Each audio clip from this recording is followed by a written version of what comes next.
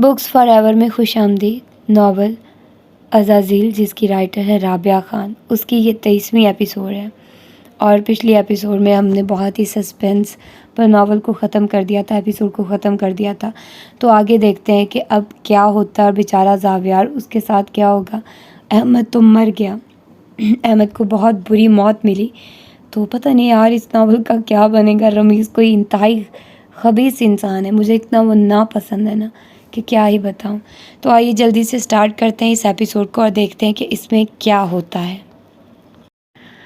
उसकी आंखों पर पट्टी बंधी हुई थी, हर जानिब अंधेरा था और कुछ सुझाई न देता था कि किस सिमत में उसे ले जाया जा रहा था।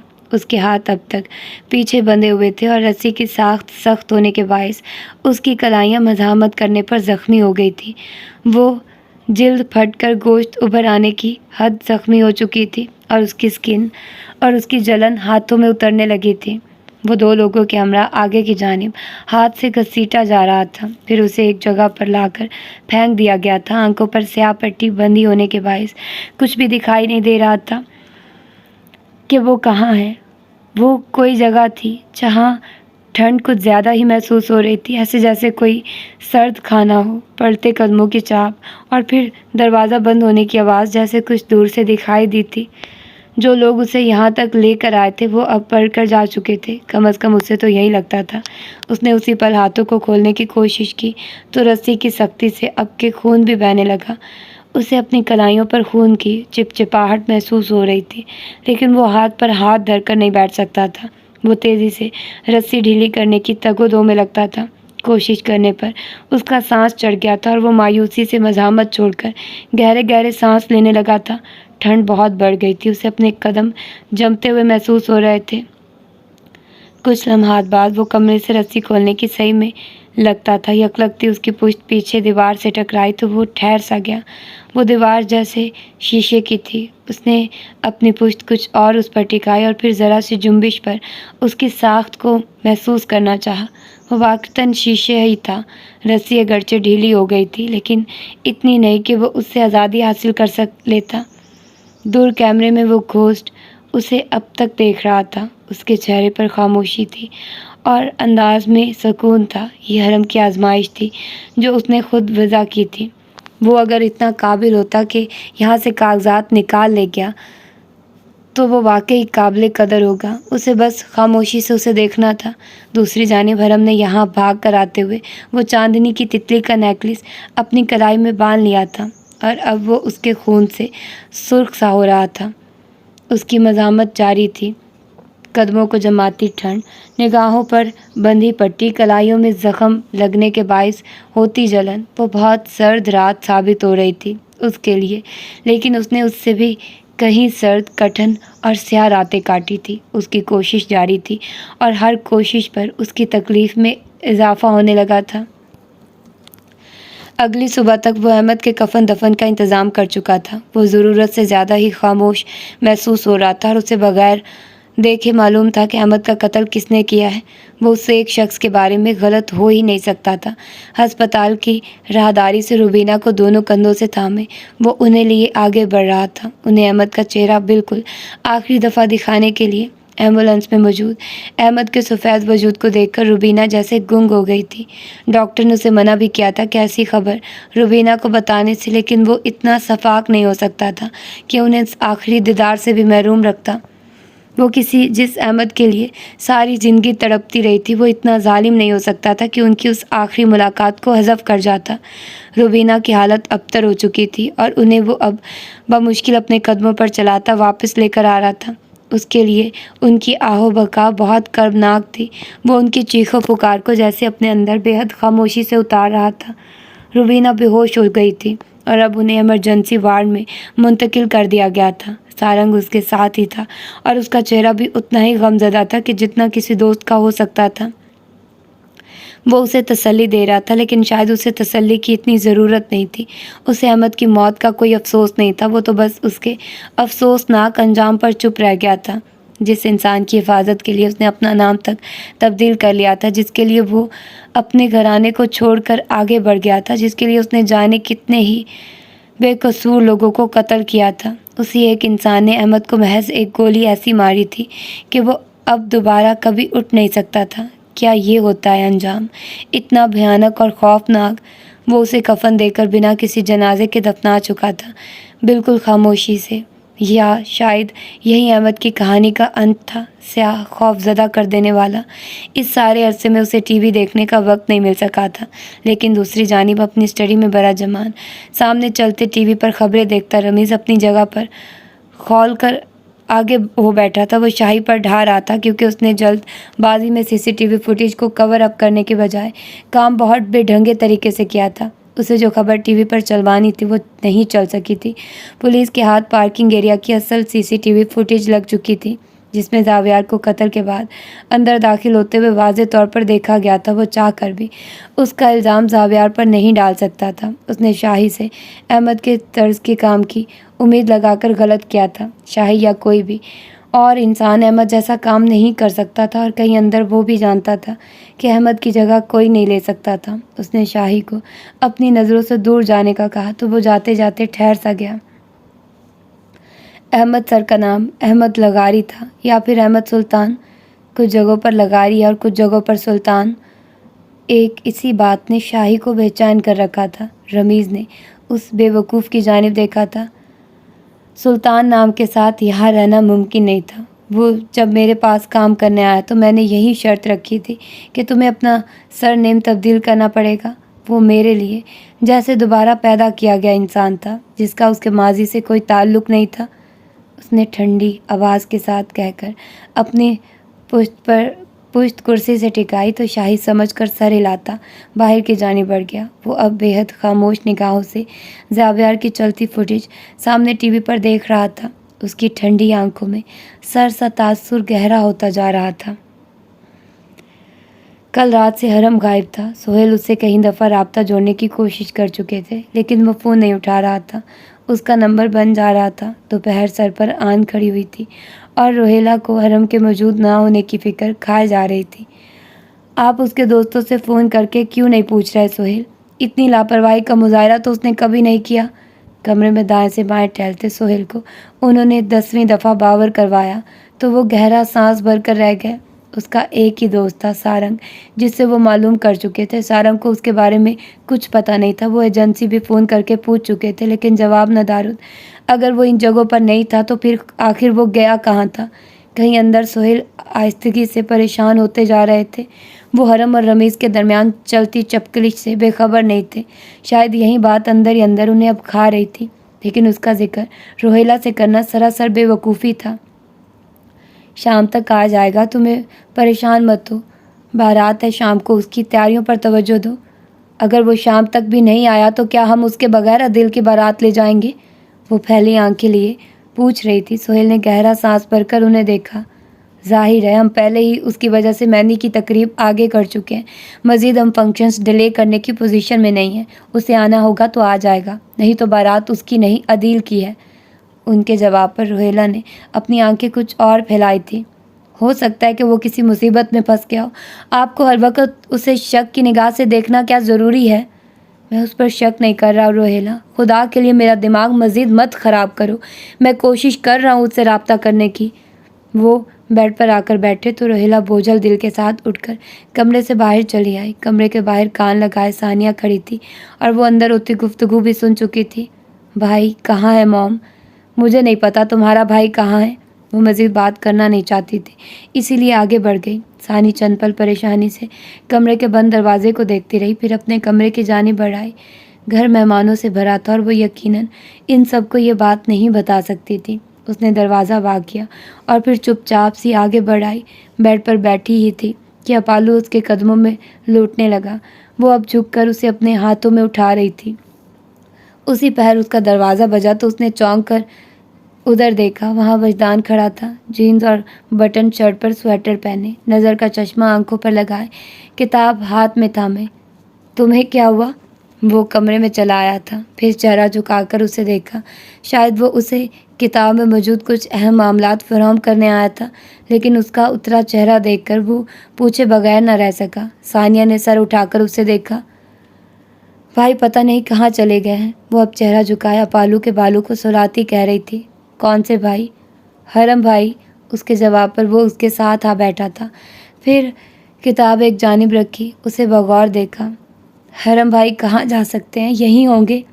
وہ نہیں ہے یہاں، ڈیڈ انہیں صبح سے فون کر رہے ہیں لیکن ان کا نمبر بند جا رہا ہے۔ تو کیا ہو گیا؟ ہو سکتا بیٹری ڈیڈ ہو گئی ہو، فون بند ہو گیا ہو، وہ کسی ایسی جگہ پر ہو جہاں سگنلز کا مسئلہ ہو، یا ان کے ساتھ کوئی حادثہ ہو گیا، وہ خود رابطہ کر لیں گے، وہ بچے نہیں ہیں۔ اس نے لمحے میں جیسے اس کے مسئلے کو چٹکی بجاتے ہوئے حل کیا تھا۔ تم نہیں سمجھ رہے، اس نے اس کی باتیں اگلے ہی پل رد کر دی تھی۔ میں کیا نہیں سمجھ رہا؟ بھائی اور ڈیڈ کے درمیان بزنس ایشوز چل رہے ہیں، ہو سکتا ہے کہ بھائی ڈیڈ سے ناراض ہو کر چلے گئے ہوں۔ وجدان اسے حیرت سے منہ اٹھائے دیکھنے لگا تھا، پھر ہنس دیا۔ وہ ٹین ایجر نہیں ہے کہ ناراض ہو کر گھر چھوڑ جائیں گے، وہ حرم بھائی ہیں، انہیں کوئی مسئلہ ہوگا تو وہ اسے حل کریں گے، نہ کہ یوں بھاگ جائیں گے۔ اور جہاں تک میں انہیں جانتا ہوں، وہ جذبات میں آ کر گھر چھوڑنے والے انسان ہرگز نہیں ہیں، اسی لیے تم ریلیکس ہو جاؤ۔ ثانیہ کو اس کی وضاحت نے ذرا متاثر نہیں کیا تھا، وہ شاید اس نہج پر سوچنا ہی نہیں چاہتی تھی۔ بھائی گھر چھوڑ گئے تھے تو ڈیڈ کی وجہ سے ہی گئے ہوں گے، یہ وجدان کیا فضول بات کر رہا تھا۔ تم لڑکیاں اتنی ڈرامیٹک اور ایموشنل کیوں ہوتی ہو؟ کیا ہر واقعے کو جذبات کی اینک لگا کر دیکھنا ضروری ہے؟ غیر جانبداری اور ریشنل ہو کر کیوں نہیں سوچ سکتی تم لڑکیاں؟ وہ واقعتاً جاننا چاہتا تھا۔ ثانیہ نے اسے آنکھیں سکیڑ کر خفگی سے دیکھا تھا۔ اپالو اس کے ہاتھوں سے اتر کر باہر بھاگ گیا تھا۔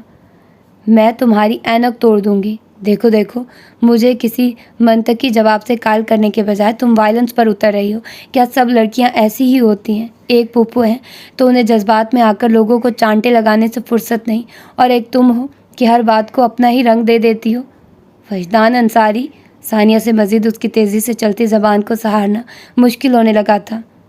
مان لو کہ لڑکیاں جذباتی ہوتی ہیں، میں اب واقعی تمہاری اینک توڑ دوں گی تاکہ تم اگلے کئی دنوں تک اپنی منحوس کتابوں کو ہاتھ نہیں لگا سکو۔ میں نے دیکھا ہے کہ تم کے ذہین لڑکے اکثر اندھے ہوتے ہیں۔ اس نے آخر میں مسکرا کر اس کی اینک پر چوٹ کی تو وجی کی آنکھوں میں حیرت ابھری۔ اندھے؟ مادام ہمیں دنیا دکھتی ہے، بس تھوڑی دھندلی دکھتی ہے، ہمارے چشمے کے پیچھے موجود آنکھیں زندگیاں مفلوج کرنے کی صلاحیت رکھتی ہیں۔ ذہین سی پر اعتماد آنکھوں سے اسے دیکھتے ہوئے کہا تو ثانیہ نے بامشکل گہرا سانس لیا۔ مجھے اپنی زندگی مفلوج نہیں کروانی، اسی لیے یہاں سے چلے جاؤ۔ تم کیا جانو کہ ہماری دھندلی آنکھیں کتنی اہم ہوتی ہیں؟ تمہیں اس معاملے میں جذباتی ہونے کی ضرورت نہیں، مجھے پتہ ہے تم اندھے ہو۔ وہ اب اسے چڑھا رہی تھی اور وہ تو منہ کھولے دیکھ رہا تھا اسے۔ میں اندھا نہیں ہوں۔ اوہ، تم لڑکے اتنے ڈرامیٹک اور ایموشنل کیوں ہوتے ہو؟ سیدھے سے مجھے قائل کیوں نہیں کر لیتے اس معاملے میں؟ تم مجھے اندھا کہو گی تو میں کیسے قائل کروں گا تمہیں؟ خفا ہو کر پوچھا تھا۔ ساتھ ہاتھ بھی باندھ لیے تھے۔ ثانیہ کو اسے دیکھ کر بے ساختہ ہی ہنسی آئی تھی۔ دیکھا، ہم جس چیز کے بارے میں حساس ہوتے ہیں اس کے بارے میں ریشنل ہونا یا غیر جذباتی ہونا ہمارے لیے بہت مشکل ہوتا ہے۔ میں بھائی کے لیے حساس ہوں، اسی لیے مجھے ان کے بارے میں غیر جانبدار خیالات نہیں آتے۔ میں ہمیشہ ڈر جاتی ہوں کہ کہیں انہیں کچھ ہو نہ گیا ہو، کہیں وہ ہم گھر والوں سے کسی بات پر ناراض نہ ہو گئے ہوں۔ کیا تمہیں پتہ ہے کہ حرم بھائی دل میں بغض رکھتے ہیں؟ وہ آسانی سے کچھ نہیں بولتے، وہ ہر بات یاد رکھتے ہیں اور ایسے لمحے سے کبھی نہیں چوکتے جہاں انہیں وہ پچھلی بات استعمال کرنے نہ آتی ہو۔ میں حیران ہوں کہ کیا سارے شوٹرز ایسے ہی ہوتے ہیں؟ وہ اسے دیکھتی پوچھ رہی تھی۔ وجدان نے متعجب سے ابرو اونچے کیے تھے۔ کیا تم جانتی ہو کہ وہ شوٹر ہیں؟ اسے لگا تھا کہ اس حقیقت سے محض چند ہی لوگ واقف تھے۔ ثانیہ نے سر اس بات میں ہلایا تھا۔ گھر میں صرف میں اور ڈیڈ جانتے ہیں اس بارے میں، مام اور بڑے بھائی نہیں جانتے۔ شاید وہ کبھی اس بات پر یقین ہی نہیں کر سکتے کہ حرم بھائی بندوق جیسی کسی چیز کو استعمال بھی کر سکتے ہیں۔ اس کے جواب پر وہ سیدھا ہو بیٹھا تھا، لبوں پر ہلکی سی مسکراہٹ ابھری تھی۔ ایجنسی میں خاصے مشہور ہیں وہ اپنی شوٹنگ سکلز کی وجہ سے۔ جانتی ہوں، وہ ہر وقت خود کی خود ہی تعریف کرتے رہتے ہیں۔ اس کی بات پر وجدان نے سر تائیدی انداز میں ہلایا تھا۔ اسے حرم کا خود پسند ہونا معلوم تھا۔ کوئی اگر آپ کی تعریف نہ کرے تو آپ خود اپنی تعریف کر لیں، یہ جملہ اس نے ایک بار حرم کے منہ سے سنا تھا۔ کیا تم ان کے دوست زاویار سلطان کو جانتی ہو؟ ثانیہ نے ناسمجھی سے اس کی جانب دیکھا، پھر کچھ یاد آنے پر جلدی سے سر ہلایا۔ وہ حیران ہوا تھا۔ ہاں، کیسے؟ ڈاکٹر سارنگ کے کلینک میں ملاقات ہوئی تھی ان سے، خاصے خاموش لگ رہے تھے مجھے تو وہ۔ زاویار کا نام سنتے ہی اس کے ہاتھوں میں درد سا ہونے لگا تھا۔ اف، کتنا ظالم ٹرینر تھا وہ۔ خاموش؟ وہ نہ ہی بولے تو بہتر ہے، چھوٹے جملوں سے بڑے زخم دیتے ہیں وہ۔ تم سے ایسا کیا چرا لیا کہ تم اتنا خفا ہو رہے ہو؟ وہ اس کے رد عمل پر حیران ہوئی تھی۔ وجہ اگلے ہی پل اٹھ کھڑا ہوا۔ اپنی عزت افزائی کی تفصیلات میں جانا اس کے لیے کوئی خوشگوار بات نہیں تھی۔ زخم دیتے ہیں یا زخم بھرتے ہیں، بعض دفعہ زبانیں کڑوی ہوتی ہیں لیکن ان کا بول انسان کو اندر کہیں سے منمل کر رہا ہوتا ہے۔ بعض زبانیں میٹھی ہوتی ہیں لیکن ان کے جملے انسان کو اندر کہیں زہر دے رہے ہوتے ہیں۔ ہم بس ان زبانوں کو دیر پا اثرات جلد نہیں سمجھ پاتے۔ زخم منمل ہونے کے بعد اور زہر ابھرنے کے بعد ہمیں اندازہ ہوتا ہے کہ ہم کس طرح کے لوگوں کی صحبت میں اب تک رہ رہے تھے۔ وہ سر اٹھائے اسے دیکھتی کہہ رہی تھی۔ وہ اسے حیرت سے گردن جھکائے تک رہا تھا، پھر ہلکا سا مسکرایا۔ سمجھدار ہو تم، میں ہمیشہ سے سمجھدار تھی۔ دیر وی گو اگین۔ کیوں بھول جاتا تھا وہ کہ ثانی حرم کی بہن تھی۔ اس نے اپنی کتاب اٹھائی اور کمرے سے باہر نکل آیا۔ ثانیہ اب وارڈروب کے سامنے استادہ تھی، سامنے لٹکے کپڑوں کو تک رہی تھی۔ نازنین رات بھر تو ثانیہ کے کمرے میں موجود رہی، لیکن پھر صبح ہوتے ہی وہ صوفیہ کے کمرے میں چلی آئی تھی۔ رات بھر جاگنے کے باعث اس کا سر بری طرح دکھ رہا تھا اور آنکھیں مترم محسوس ہو رہی تھی۔ ناک سرخ پڑ رہی تھی اور بال بکھرے ہوئے تھے۔ اس کی حالت حد درجہ عجیب ہو رہی تھی۔ ابھی بھی وہ صوفیہ کے بستر پر کروٹ لیے لیٹی ہوئی تھی۔ کمرے میں دروازہ کھول کر کوئی داخل ہوا تو اس نے اپنا رخ اس جانب پھیرا۔ صوفیہ اب الماری کے سامنے کھڑی کچھ اس کے اندر رکھ رہی تھی۔ نازنین ان کی پشت کو خالی نگاہوں سے دیکھتی رہی۔ وہ پلٹی تو اسے اپنی جانب دیکھتا پا کر رک سی گئی، پھر یکلگتی سر تاثرات لیے چہرہ پھیر کر جو ہی باہر جانے لگی تو اس نے انہیں آواز دے کر روک لیا۔ اس کی آواز رونے کے باعث بیٹھی ہوئی تھی اور حلق جیسے اندر تک زخمی ہو چکا تھا۔ وہ ٹھہر گئی تھی، اسے پلٹ کر دیکھا۔ کیا آپ مجھ سے اب تک ناراض ہیں امی؟ اس کی آنکھیں جانے کیوں بھیگ رہی تھی۔ صوفیہ نے اس کی ایسی حالت دیکھی تو دل پگھل سا گیا۔ وہ اگلے ہی پل خاموش چہرہ لیے آگے چلی آئی تھی۔ کوئی فرق پڑتا ہے تمہیں میری ناراضگی سے؟ انہوں نے چہرہ جھکا کر آہستہ سے پوچھا تو اس نے آنسو بمشکل قابو کر کے سر اس بات میں ہلایا۔ وہ ابھی بس ان کی گود میں سر رکھ کر لیٹنا چاہتی تھی۔ آئی ایم سوری امی۔ ایک آنسو ٹوٹ کر تکیے میں جذب ہوا تھا اور آواز بھرا گئی تھی۔ صوفیہ نے ناسمجھی سے اس کے چہرے کو دیکھا۔ وہ ان کے سامنے کبھی کمزور نہیں پڑتی تھی۔ وہ آہستہ سے اس کے سرہانے آ بیٹھی تو نازنین نے اپنا سر ان کی گود میں رکھ دیا۔ صوفیہ نے اس کے بالوں کو سہلایا تھا۔ کس بات کی معافی مانگ رہی ہو؟ انہوں نے تھکے چہرے کے ساتھ پوچھا تو اس کی آنکھوں سے آنسو ٹوٹ ٹوٹ کر گرنے لگے۔ صوفیہ کی گود نم ہونے لگی تھی۔ پیدا ہونے کے لیے، اس کی کمزور سی بھیگی آواز ابھری تھی۔ صوفیہ کی آنکھوں میں نمی سی پگھلنے لگی تھی۔ وہ جھکی اور پھر اس کے ماتھے پر پیار کر کے سیدھی ہوئی۔ بری بات ہے، ایسے نہیں کہتے، اللہ ناراض ہوتا ہے۔ میں آپ کی اور بابا کی زندگی میں آنے پر بہت معافی چاہتی ہوں امی۔ میں ہمارے پورے خاندان کے لیے ہمیشہ تکلیف کا باعث بنی ہوں۔ میں نے آپ لوگوں سے آپ کی چھت چھین لی، میں نے سب کچھ تباہ کر دیا۔ میں کرسڈ ہوں امی، میں کرسڈ چائلڈ تھی۔ آپ کو مجھے پیدا ہوتے ہی مار دینا چاہیے تھا۔ آخر میں اس کی آواز جیسے تنفر سے زخمی ہو گئی تھی۔ اسے اپنے آپ سے جتنی نفرت اس سمے ہوئی تھی شاید ہی پہلے کبھی ہوئی ہو۔ صوفیہ کا دل اس کی بات پر کام سا گیا تھا۔ کیوں کر رہی ہو ایسی باتیں؟ تم میری بہت پیاری بیٹی ہو۔ میں آپ کی بد نصیب بیٹی ہوں امی۔ اللہ نہ کرے کہ تم بد نصیب ہو۔ اللہ تمہیں تمہارے نصیب کی خوشیاں دکھائے۔ میری دعائیں رائگاں نہیں جا سکتی۔ لیکن وہ ویران ہوتی جا رہی تھی۔ اس کے وجود میں اتنی ویرانی اتر گئی تھی کہ اس کی آنکھیں خشک ہونے کا نام ہی نہیں لے رہی تھی۔ رمیز کے انکشاف نے اس کے اندر موجود اس آخری طاقت کو بھی ختم کر دیا تھا۔ وہ کھوکھلی ہو گئی، لیکن ستم تو یہ تھا کہ وہ کسی سے بھی اس بارے میں بات نہیں کر سکتی تھی۔ اس کا دل بودھ سے پھٹنے کو تھا لیکن وہ کسی سے نہیں کہہ سکتی تھی۔ وہ چیخنا چاہتی تھی، اپنی پوری قوت کے ساتھ چلانا چاہتی تھی، لیکن وہ ایسا نہیں کر سکتی تھی۔ قدرت نے اس سے چلانے تک کا حق چھین لیا تھا۔ کچھ کھایا ہے تم نے؟ بھوک نہیں۔ ادھر لیٹو۔ کیسے بھوک نہیں تمہیں؟ میں کھانا لے کر آتی ہوں تمہارے لیے۔ دیکھو تو ذرا کس قدر کمزور ہوتی جا رہی ہو تم۔ ہڈیاں ابھر آئی ہیں تمہاری گردن کے آس پاس، آنکھوں کے نیچے ہلکے گہرے ہو رہے ہیں۔ وہ اٹھنے لگی تو اس نے انہیں ہاتھ سے تھام کر روک لیا۔ بہت برا لگے گا کسی اور کے گھر میں ایسے کمرے میں کھانا. پلیز امی مجھے نہیں کھانا. لو روہیلا صبح سے پوچھ رہی ہیں تمہارا کہ کہاں ہے نازنین. ادھر تمہارے دل میں پلتی چپکلیشی ختم نہیں ہو رہی. میں لے کر آتی ہوں کھانا. یہ غیروں کا نہیں تمہاری پھپھو کا گھر ہے پاگل لڑکی. انہوں نے خفگی سے کہہ کر اسے دیکھا تھا.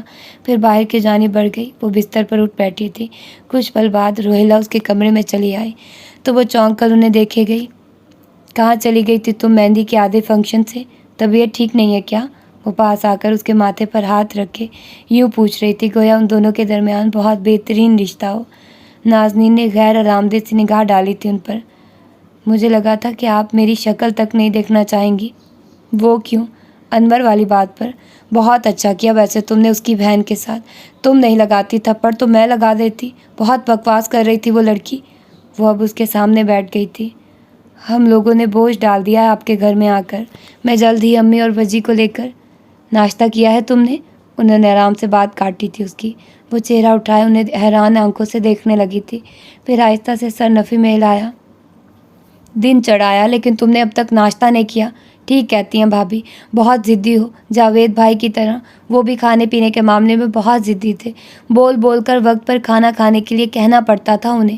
جانتی ہو رات کو اکثر مجھے نیند سے اٹھا کر کھانا گرم کرنے کے لیے کہتے تو میں بہت ناک بھو چڑھایا کرتی تھی. لیکن وہ میرے اتنے اچھے بھائی تھے کہ میں انہیں انکار نہیں کر پاتی تھی. وہ انہیں اداس آنکھوں سے تک رہی تھی. اسے نہیں پتا تھا کہ وہ ان کی باتوں پر مسکرا بھی رہی ہے. پھپھو آپ کو مجھے تسلی دینے کی. ناشتہ کرو ٹھیک سے پھر اٹھ کر باہر آؤ. عدیل کی بارات لے کر جانی ہے آج.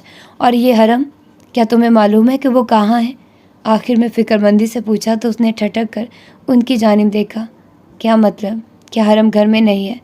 کل رات سے غائب ہے محترم. فون بھی بند جا رہا ہے. بس سب خیر ہو. وہ اٹھ کر باہر کی جانب بڑھی تو نازنین نے پیچھے تنہا رہ گئی. اس کے دل میں پھپھو کے لیے سرد کھانا پگھلنے لگا تھا بہت آہستگی سے. دوپہر کی خنک دھوپ ہر شے کا احاطہ کیے ہوئے تھی. اس نے سائڈ ٹیبل پر رکھا فون اٹھا کر نگاہوں کے سامنے کیا. پھر ہتھیلی سے دونوں رخسار رگڑ کر صاف کیے. وہ زاویار کو فون کر کے حرم کے بارے میں معلوم کرنا چاہ رہی تھی. زاویار اپنے کمرے کی دیوار سے پشت ٹکائے بیٹھا تھا. کچن سے اٹھک پٹک کی آوازیں آ رہی تھی اور سارنگ شاید اس کے لیے کھانے کے لیے کچھ بنا رہا تھا. اس نے اسے منع بھی کیا لیکن وہ نہیں مان رہا تھا. اپارٹمنٹ کے کمرے میں پردے گرے ہوئے تھے اور ہر سو اندھیرا تھا. اس نے گرے پردے اٹھانے کی زحمت تک نہیں کی تھی. وہ کچھ دیر پہلے ہی احمد کو اپنے ہاتھوں سے دفنا کر آیا تھا. روشنی کا سامنا کرنے کا دل کیسے چاہ سکتا تھا اس کا.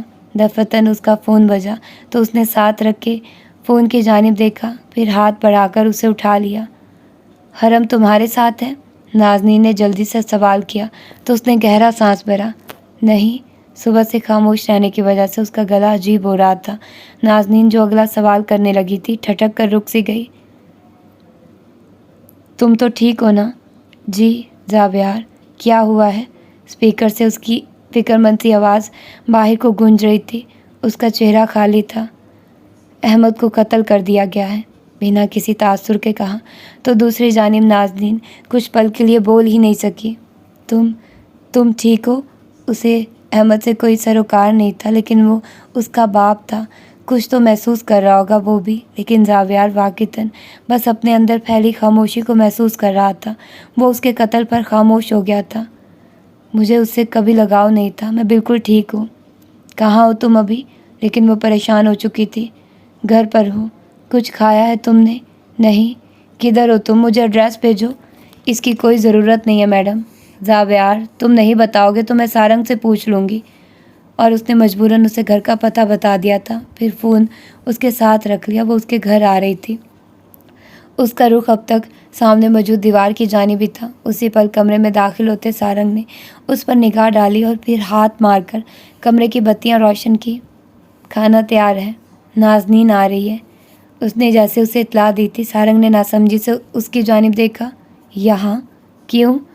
وہ میرے لیے پریشان ہے. آہستہ سے کہا تو سارنگ نے گہرا سانس لیا. پھر وہ آگے بڑھ کر بیڈ پر آ بیٹھا. اس کی جانب گردن موڑے دیکھنے لگا. وہ چند لمحے اسے یوں ہی دیکھتا رہا تھا. پھر چہرہ سامنے کی جانب پھیرے مدھم آواز میں کہنے لگا. کبھی تم دونوں کی اتنی دوستی تھی کہ میں خوف زدہ ہو جایا کرتا تھا. کبھی تم دونوں ایسے دشمن ثابت ہوئے. کہ میں راتوں کو ڈر کر اٹھ جایا کرتا تھا. کبھی تم نے اس کی اتنی پرواہ کی کہ مجھے تمہاری نفرت جھوٹ لگنے لگی. کبھی اس نے تمہاری اتنی فکر کی کہ مجھے تم دونوں کے درمیان پھیلے تنفر پر شک سا ہونے لگا. کبھی تم اس کی محبت بچانے میں ناکام ثابت ہوئے اور کبھی وہ تمہارے سچ کو سچ سمجھ نہیں پایا. کبھی تم نے اسے دوڑ کے میدان میں مات دی. کبھی وہ تمہیں فاتح دیکھنے کے لیے جان کر ہار گیا. کبھی تم دونوں نے ایک دوسرے کے پشت پناہی کی اور کبھی ایک دوسرے کو مار گرانے کے لیے ہر لمحہ سرگرم رہے. کبھی تم دونوں ایک سمت میں سفر کرنے لگے اور کبھی تمہاری سمتیں یوں جدا ہوئی گویا کبھی ایک دوسرے سے آشنائی نہ ہوئی ہو. کبھی تم دونوں ایک دوسرے پر نشانے رکھتے رہے اور کبھی ایک دوسرے کو ہی نشانہ بنانے لگے. اور اب تم دونوں ایک ہی لڑکی کو چاہنے لگے ہو, ایک ایسی لڑکی کو جس کے ارد گرد موت کی سرگوشیاں پھیلی ہوئی ہیں. کیا تم دونوں کبھی نارمل دوست نہیں بن سکتے؟ کیا تم اتنی اب نارمل دوستی رکھنا ضروری ہے؟ اتنی وضاحت پر زاویار اسے چند پل دیکھتا رہا تھا اور پھر وہ اس صبح پہلی دفعہ مسکرایا تھا. مسکراتے ہوئے اس کا وجیح چہرہ کچھ اور پرکشش لگنے لگا تھا. پاگل ہو تم, اتنی آسان دوستی کو تم نے اتنا مشکل بنا دیا. ہم دوست بنے, پھر ہمارے درمیان لڑائی ہوئی, اب ہم پھر سے دوست بن گئے ہیں, بس یہ ہوا تھا. سارنگ مسکرا دیا تھا, پھر چہرہ اس کی جانب گھمایا. حرم سے رابطہ ہوا تمہارا؟ وہ دونوں صبح سے ہی اسے فون کر رہے تھے لیکن اس کا نمبر بن جا رہا تھا. اس نے نفی میں سر ہلا کر موبائل نگاہوں کے سامنے کیا. وہاں پر حرم کی کال کا شائبہ تک نہ تھا. اسے تو اب تک پتہ چل گیا ہوگا, وہ آیا کیوں نہیں پھر ابھی تک؟ عجیب ہے. سارنگ خود سے بولتا ہوا اٹھ کھڑا ہوا تھا. کچھ لمحات بعد وہ ان دونوں کے سامنے چھوٹے سے ٹی وی لاؤنج میں بیٹھی ہوئی تھی. سبز رنگ کا لباس زیب تن کیے, رات سے خاصی سنبھلی ہوئی. دیکھیے میں بالکل ٹھیک ہوں, زاویار نے کہا تو اس نے سکون کا سانس لیا. وہ ایک دم سے بہت پریشان ہو گئی تھی. آپ غیروں کے لیے پریشان تو نہیں ہوتی اتنا؟ Shut up. اس نے اچھے بچوں کی طرح اپنا منہ اگلے ہی پل بند کر لیا تھا. میں یہاں موجود تھا اس کی دیکھ بھال کے لیے, آپ کو آنے کی ضرورت نہیں تھی نازنین, سارنگ نے کہا تو اس نے نفی میں سر ہلایا. اس سے پہلے کہ وہ جواب دیتی زاویار ساتھ بیٹھے سارنگ کو جواب دے چکا تھا. میں اپنا خیال خود رکھ سکتا ہوں. صبح سے کچھ کھایا نہیں ہے تم نے, کیا ایسے خیال رکھا جاتا ہے اپنا؟ ایک دو وقت کا کھانا نہ کھانے سے انسان مر تو نہیں جاتا. اچھا تو تم ایک دو وقت سے زیادہ بھوکا رہ کر مرنے کا لائے عمل طے کر رہے ہو, ودو بدو بولا تو زاویار نے گہرا سانس لے کر اسے بیزاریت سے دیکھا. جاؤ جاؤ یہاں سے, کلینک پر تمہارے جانور انتظار کر رہے ہوں گے تمہارا. ایک اتنا بڑا جانور سنبھال تو رہا ہوں میں, اسے سر سے پیر تک دیکھتے ہوئے سارنگ نے تپ کر کہا تو اس کی آنکھیں کھل سی گئی. اس سے پہلے کہ وہ ایک زوردار گھونسا سارنگ کے رخسار پر جڑ دیتا, نازنین گہرا سانس لے کر آگے ہو بیٹھی. بس بہت ہو گیا, بچے ہو تم دونوں ابھی تک. اس کی ڈانٹ پر وہ دونوں یکدم ہی خاموش ہوئے تھے. جو رات کو رمیز نے کہا, کیا وہ سچ ہے؟ کیا حرم کو واقعی مجھے بچانے کا اسائنمنٹ ملا تھا؟ کیا اس نے میرے بھائی سے سچ میں وعدہ کیا تھا؟ کیا تم دونوں میرے بابا کی؟ ایک پل کو حلق میں جیسے کچھ اٹک سا گیا تھا.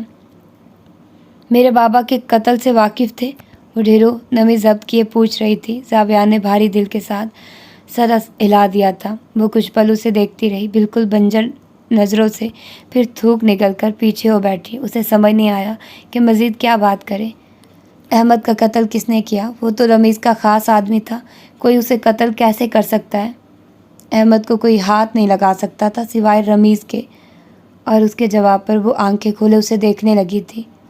وہ پاگل ہو گیا ہے, وہ اپنے آس پاس پلتے ہر انسان کو مار دے گا, وہ کریزی ہوتا جا رہا ہے. زاویار تلخی سے مسکرایا تھا.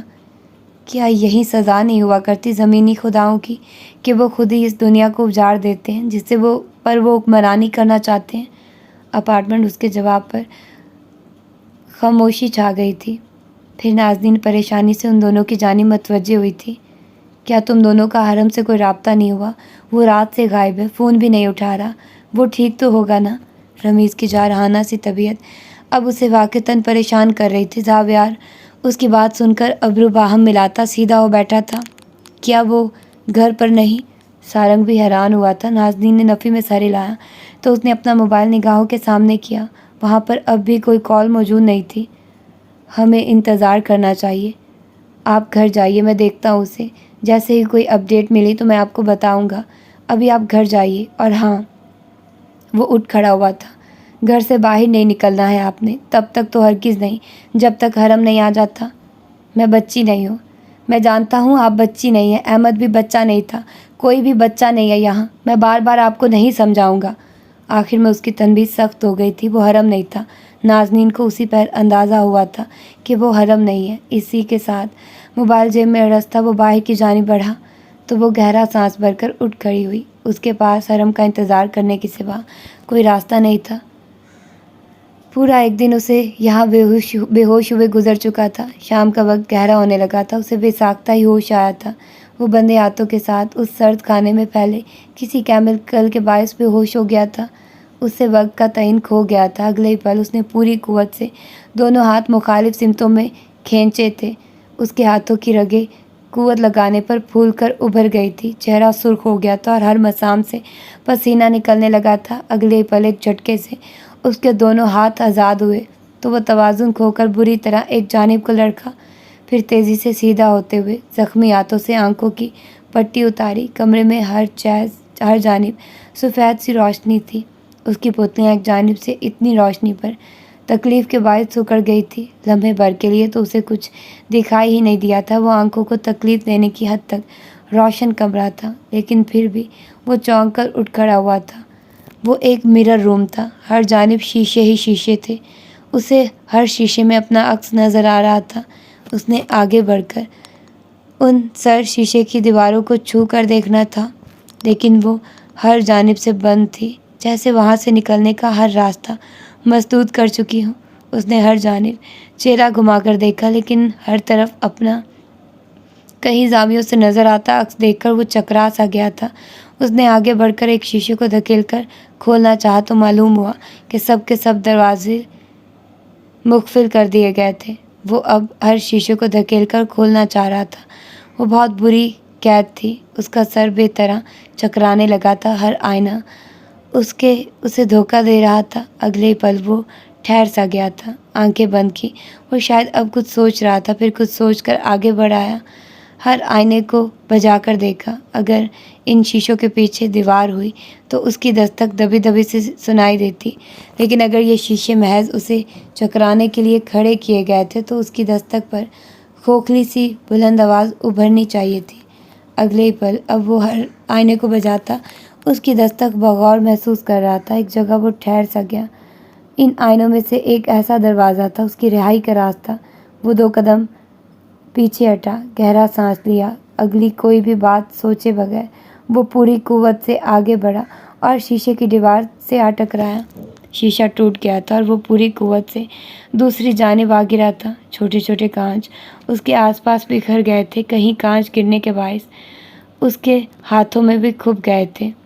اسے اندازہ نہیں تھا کہ زخم کہاں کہاں لگا تھا اور کتنا گہرا لگا تھا۔ کیمرے کے پار سے دیکھتا وہ گھوسٹ مسکرایا تھا۔ ایک آزمائش پار ہو گئی تھی، دوسری آزمائش رہتی تھی۔ اس نے کرسی پر پشت ٹکائی اور پھر دلچسپی سے اسکرین کو تکنے لگا۔ حرم اگلے ہی پل اٹھ کھڑا ہوا تھا، پھر اپنی جیکٹ کو جھاڑا تو کئی ننھے کانچ اس کے ذرے زمین پر گرے۔ اس کے سامنے ایک قدیم دیوار تھی جس پر سبز بیلوں کا جال سا تھا۔ وہ آگے بڑھ آیا۔ ابھی اس نے اس دیوار کو چھوا ہی تھا کہ بہت سی قدموں کی چاپ پر چونک کر چہرہ پھیرا۔ اب وہ دیوار کی جانب پشت کیے کھڑا تھا اور اس کے مقابل 10 لڑکے ایجنسی کے لباس میں ایستادہ تھے۔ وہ سب تربیت یافتہ تھے اور ان سب کے ہاتھوں میں میٹل راڈز موجود تھی۔ اس نے تلخی سے مسکرا کر سانس لیا تھا۔ کیا تمہارے باس نے مجھے مارنے کا حکم دیا ہے؟ اگر تم قاتل ہوئے تو بچ کر چلے جاؤ گے، لیکن پہلے ہمیں مات دو۔ یہ خزانہ تمہاری قابلیت جانچے بغیر نہیں مل سکتا تمہیں۔ ان میں سے ایک بولا تھا۔ ان سب کے ہاتھوں میں ہتھیار تھے اور وہ خالی ہاتھ تھا۔ ہتھیاروں کے ساتھ خالی ہاتھ رکھنے والے پر حملہ کرنا مردانگی کے خلاف ہے۔ کیا تم سب نامرد ہو؟ اس کی بات پر اگلے ہی لمحے سامنے شیشے کی ٹوٹی دیوار سے وہ گھوسٹ داخل ہوا تھا۔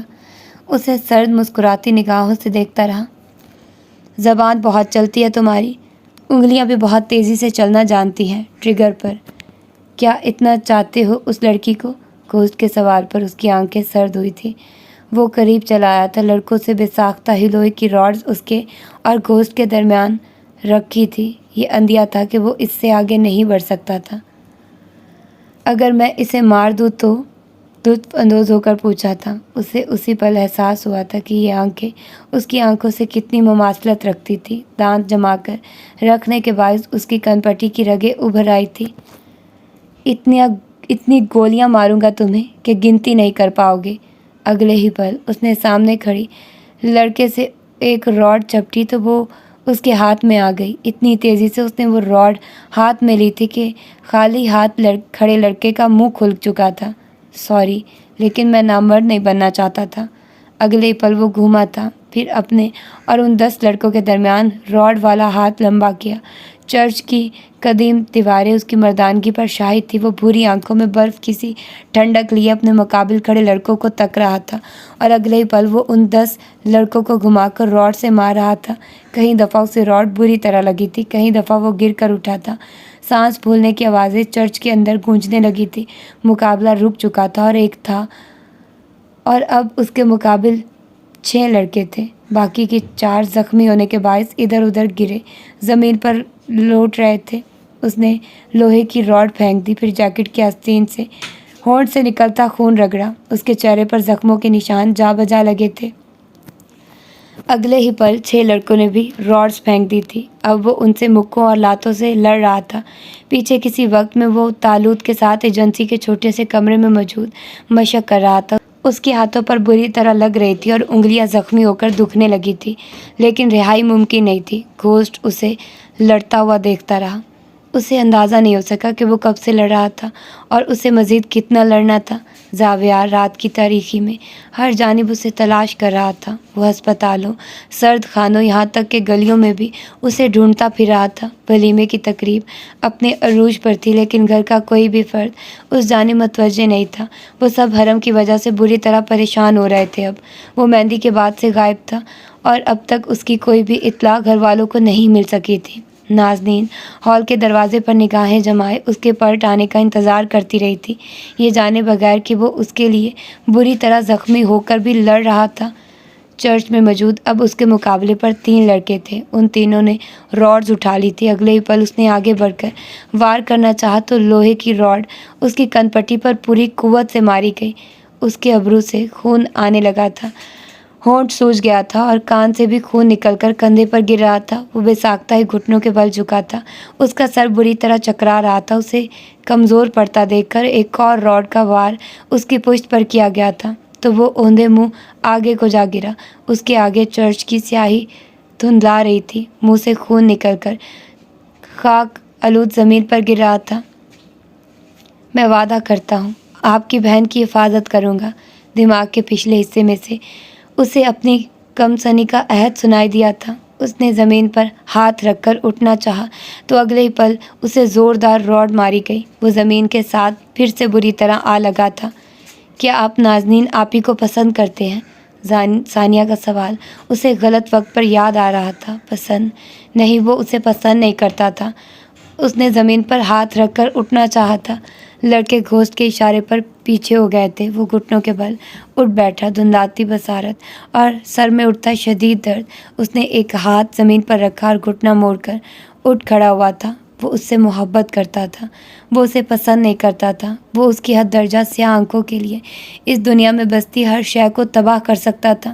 پیچھے نازنین اب تک دروازے کو تک رہی تھی۔ وہ جو کبھی اوجھل نہیں ہوتا تھا اب اوجھل ہو گیا تھا تو اس کی کمی ہر ایک کو کھا رہی تھی۔ اس نے جیکٹ اتار کر دور پھینکی تھی، پھر وہ آگے بڑھا اور اس نے کسی پر رحم نہیں کھایا۔ اس نے ایک لڑکے کی پسلیوں پر 3-4 مکے ایک ساتھ مارے تو وہ بلبلا کر نیچے کو جھکا۔ اس کی راڈ زمین ہاتھ سے چھوٹ کر زمین پر جا گری تھی۔ حرم نے اگلے ہی پل راڈ اٹھائی اور پوری قوت سے اسے لڑکے کے چہرے پر دے مارا۔ وہ اوندھے منہ جا گرا، گھوسٹ کے قدموں میں گر پڑا تھا۔ 2 لڑکوں کو اس نے سر نفی میں ہلا کر وارن کیا تھا، لیکن وہ نہیں مانے۔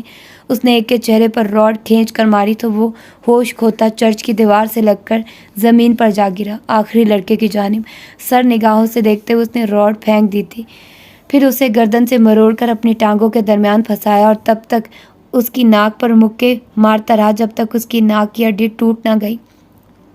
جب وہ تڑپ کر بے ہوش ہوا تو اس نے اس کا سر چھوڑ دیا، پھر پلٹ کر گھوسٹ کی جانب دیکھا۔ کیا تم مرے نہیں تھے؟ اپنے باپ سے جا کر پوچھنا کہ کیا کبھی اس نے میرا جنازہ ادا کیا تھا؟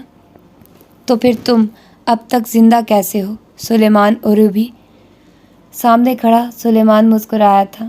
وہ وہی تھا جو کسی وقت میں نجی ایجنسی کا گن مین تھا، وہ وہی تھا جو طالوت کو اب تک حکم دیتا رہا تھا، وہ وہی تھا جو اس کے پیچھے اب تک تھا۔ وہ نجی ایجنسی کا گن مین تھا۔ مجھے ایجنسی والے علالت کے دنوں میں اٹھا گئے تھے، بس اسی طرح تب سے زندہ رہا ہوں میں۔ کب سے پیچھا کر رہے ہو میرا؟ جب سے تم پیدا ہوئے ہو۔ کیا ارادہ ہے تمہارا تمہیں بچانے کا؟ کیا تم وہی نہیں ہو جس نے طالوت سے میرے اسائنمنٹ کا ذکر زاویار کے سامنے کرنے کا کہا تھا؟ اور اس کے یکلخت پکڑ لینے پر سلیمان ساکت رہ گیا تھا۔ کچھ شک نہیں کہ تم بہت ذہین ہو۔ میں جانتا ہوں تم کیا کرنا چاہ رہے ہو۔ اچھا، اور کیا کرنا چاہتا ہوں میں؟ تم زاویار کو میرے اعمال کا ذمہ دار ثابت کرنا چاہتے ہو۔ یہ اس کی غلطی ہے کہ وہ منظر عام پر چلا آیا۔ اگر وہ نہیں آتا تو میں کوئی اور اسکیپ کوڈ تلاش کرتا۔ مجھے صرف تمہارے تحفظ سے غرض ہے۔ تو احمد غلط نہیں تھا۔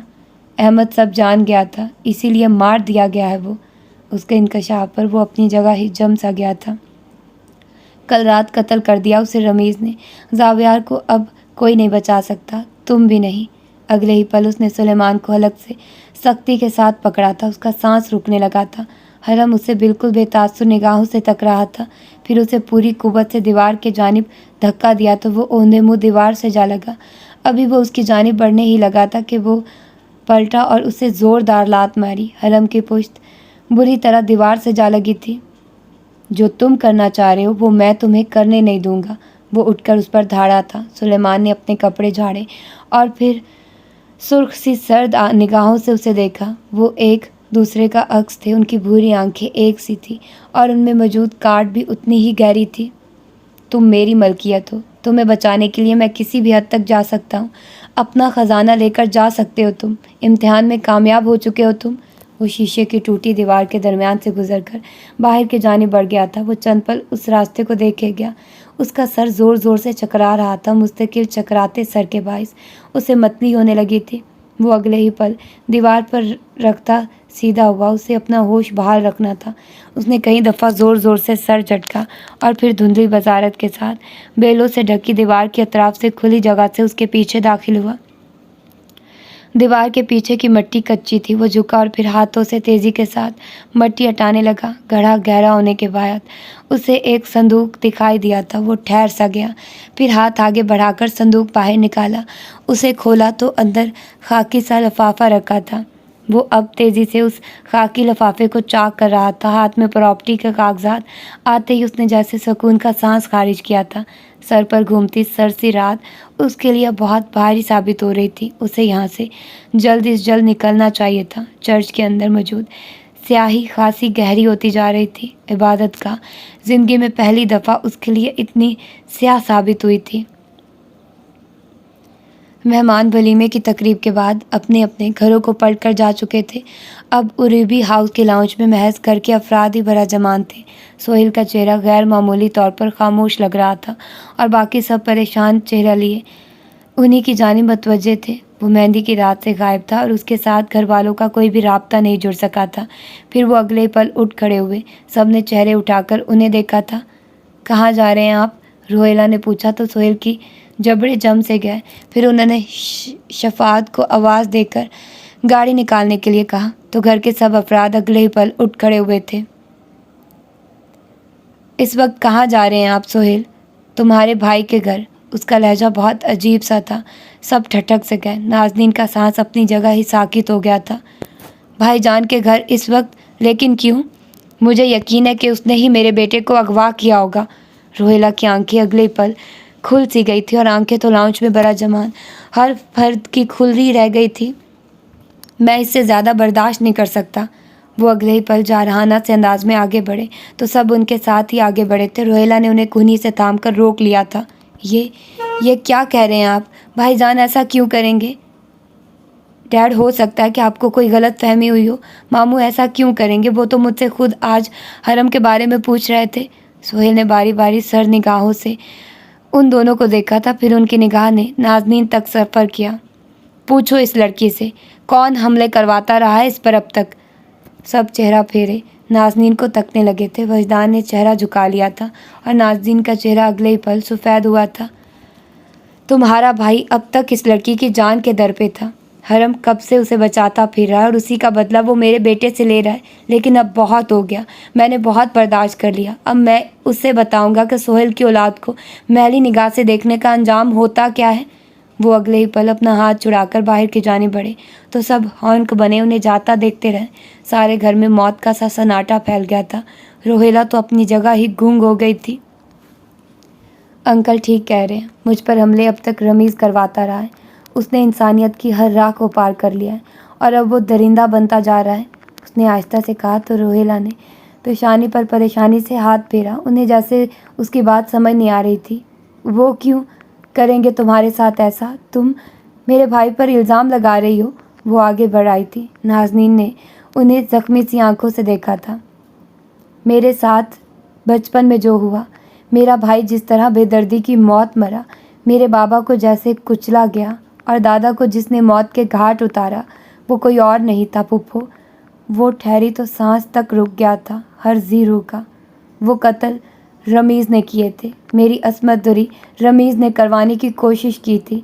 मुझे ज़हनी मरीज़ उस आदमी ने बनाया था। और हरम, वो ठहरी तो आँख से आंसू टूट कर गिरा।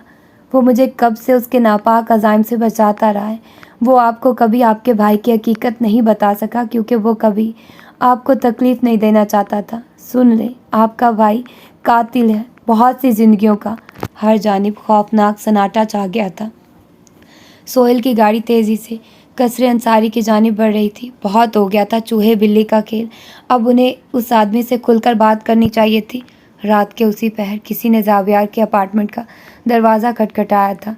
वो मोहताज सा आगे बढ़ आया। फिर जो ही दरवाज़ा खोला तो साकित रह गया था। सामने बुरी तरह ज़ख्मी हरम खड़ा था और उसके हाथ में एक खाकी सा चौकोर लिफाफा था। इससे पहले कि वो कुछ बोलता, हरम 2 कदम आगे बढ़ा। मुझे नहीं पता था कि मुझे इस वक्त कहाँ जाना चाहिए था।